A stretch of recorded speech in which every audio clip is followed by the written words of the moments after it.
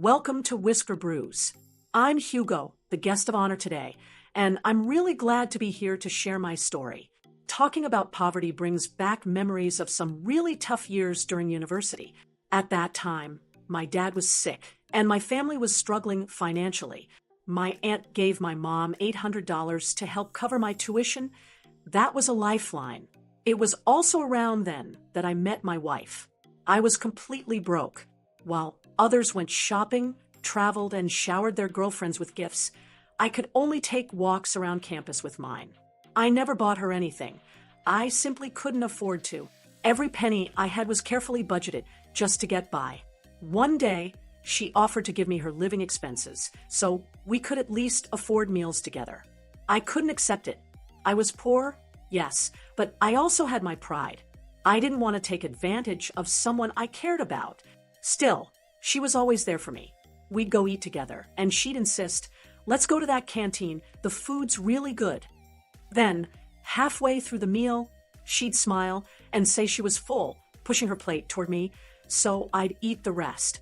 She didn't even eat meat, but she'd often order plenty just to make sure I had enough. Sometimes we'd go to the commercial street to eat, and she'd suddenly become a vegetarian, only ordering cheap dishes like shredded potatoes, stir-fried eggs, and green peppers. Later, she moved to the first campus, while I remained at the new one. Even then, she kept looking out for me.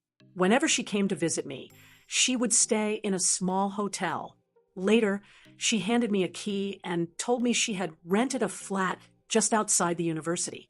"If you ever miss me," she said, "just call. I'll come find you."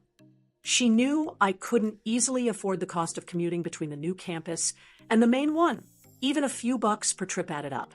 So she took it upon herself to lessen that burden. Eventually, she started working while I was still in school. She got a job in the capital and shared an apartment there with someone else. During my summer break, I visited her city. She lived in the West Second Ring, and the only place I could afford to stay was a $10 a night basement hotel. It had no air conditioning and felt like a steam room. I looked at her and said, "I'm sorry, this is all I can afford for you." But she just smiled and said, "No, this is already wonderful." Back then, we could only talk on the phone. Now I get to see you in person. What is there to complain about? I'll always be deeply grateful to my wife. She's always gone out of her way to protect my dignity and self-respect. Because when you're poor, that's one of the few things you still have, and she understood that better than anyone. It's often said that when people are struggling, they push away those who are good to them. But she never did. She always stood by me. She never cared that I was penniless. She never once said, "Let me give you money." No matter how insecure or sensitive I was, she always met me with a bright, reassuring smile, as if everything was perfectly normal. At one point, her company was running a campus community project, and she was in charge of the Northwestern region. I helped out, and within a week, I brought in over 3,000 users from my university. She asked me, "What do you want?" "I'll get it for you," I replied. "Nothing really, just an Italian jersey from our promotional materials. I'm a fan of their team." She told me, "We pay campus ambassadors three cents for each registered user." But I refused. I didn't want anyone accusing me of taking advantage of her company, even if she was the one overseeing hundreds of campuses. To others, it was just a $1,000 school budget, barely a line item. But to me, it mattered. So I declined. Later, I joined the company part-time and eventually came on board full-time. We gave it our all. After 3 years, we didn't make it. Our competitors won, or so it seemed.